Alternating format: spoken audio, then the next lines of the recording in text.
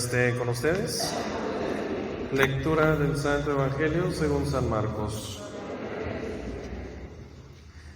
En aquel tiempo Jesús subió al monte, llamó a los que él quiso y ellos lo siguieron. Constituyó a 12 para que se quedaran con él, para mandarlos a predicar y para que tuvieran el poder de expulsar a los demonios. Constituyó entonces a los 12, a Simón, al cual le impuso el nombre de Pedro, después a Santiago y a Juan, hijos de Zebedeo, a quienes dio el nombre de Boanerges, es decir, hijos del trueno, a Andrés, Felipe, Bartolomé, Mateo, Tomás, Santiago el de Alfeo, Tadeo, Simón el cananeo y a Judas Iscariote, que después lo traicionó. Palabra del Señor. Es el proyecto que Jesús trae en manos, mis hermanos, no es sino el que el mismo Padre Dios pues le ha confiado, el anuncio del reino. Y cuando Jesús aparece en la vida pública, 30 años, pues ha previsto esa visión, esa sabiduría, pues que esta tarea no ha de ser fácil y máxima, ¿no?, cuando hay que darle continuidad, porque el tiempo de Cristo es limitado. 3 años ha de dedicar su vida a predicar el Evangelio y después, ¿qué va a suceder? ¿Qué va a pasar? La tarea tiene que continuar. El mensaje de Dios se ha de difundir. ¿Pero quién? Esa es la pregunta, ¿no? ¿Quién va a continuar esta tarea, esta misión? ¿Quién va a entender las palabras, el mensaje, la misma persona de Cristo? ¿Quién va a desear involucrarse en la tarea del Señor? Si ya muchos pues tienen su vida hecha, sus propios proyectos personales, sus realizaciones, sus bienes, en fin. Y ahí está el Señor Jesús, fijando su mirada en aquellos a quienes Él llamó, eligió y consagró para esta tarea especial. Y ya lo menciona el Evangelio.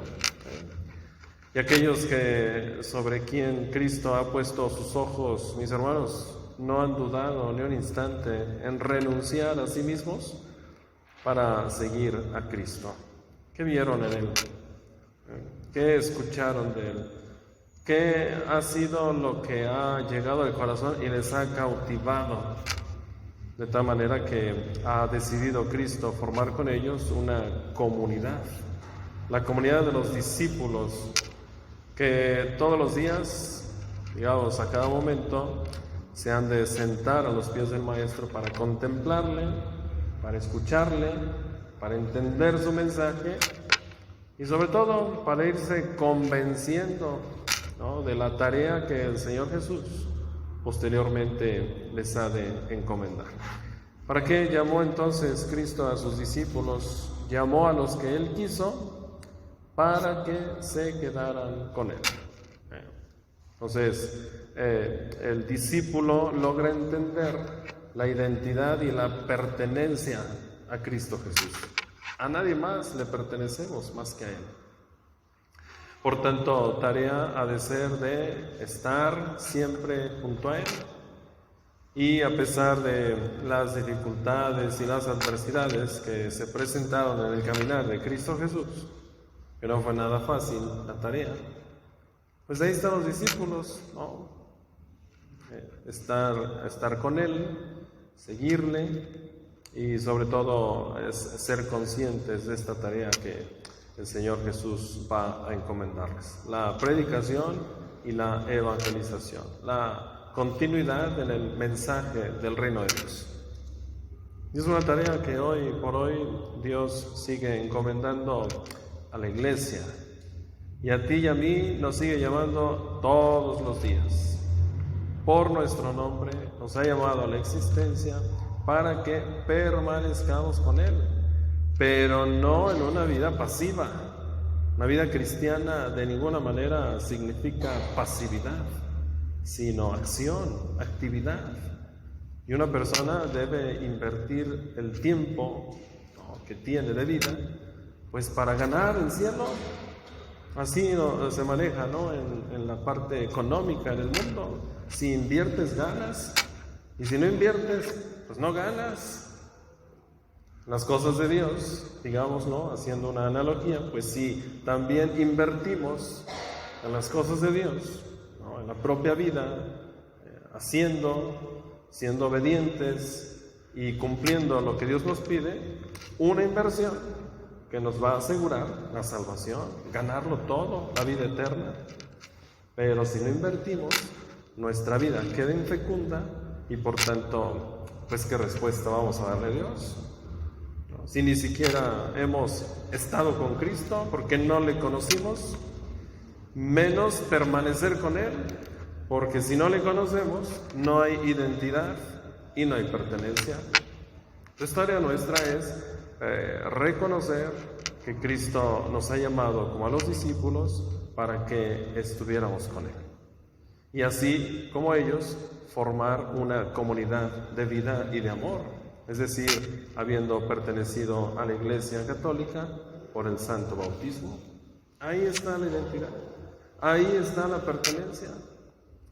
No más falta reconocer, y al reconocer, pues darlo todo por Cristo, porque pareciera que no hemos entendido, muchos hermanos nuestros, porque tan solo una petición de parte de Dios, miles de excusas, no faltan. Que el tiempo, la familia, es que mis proyectos, es que mis realizaciones, para todo hay tiempo, menos para Dios. Así como Él pide.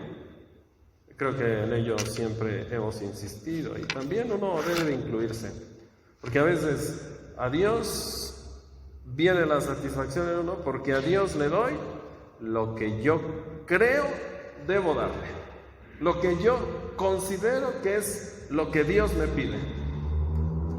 Pero en realidad la medida de la entrega la estás poniendo tú, no es Dios. Porque cuando Dios pide, lo pide todo, sin medida, porque así se da a Él, desmesuradamente. De tal manera que no hay la correspondencia. Y bueno, lamentablemente muchos satisfacemos la vida espiritual pensando, no, como si Dios pensara como nosotros. Error gravísimo, porque entonces achicas, aminoras la fuerza de Dios en tu vida. ¿Y qué obtienes? Pues de Dios poco, cuando Él está a manos llenas queriéndote pues dar lo máximo. La oración, la lectura orante de la palabra siempre va a iluminar nuestra vida y va a dar la pauta para que vayamos entendiendo lo que Dios quiere, ¿no?, de nuestra existencia. Entonces Él puso los ojos en estos discípulos y sin dudarlo, dejaron todo lo que tenían, todo lo que estaban haciendo, dejaron atrás proyectos personales, realizaciones, satisfacciones, economía, familia, y fueron detrás de Cristo. Les cautivó, les sedujo, les enamoró, les cambió la vida. Creo que esos encuentros son los que hacen falta en la vida cristiana. Verdaderos encuentros, ¿no?, latentes, siempre continuos, presentes, perennes, permanentes en nuestra vida, para que pues no desistamos a la menor provocación del enemigo y entonces botemos por allá los planes y los proyectos de Dios. ¿Qué hace falta? Conocer y reconocer más a Cristo en nuestra vida.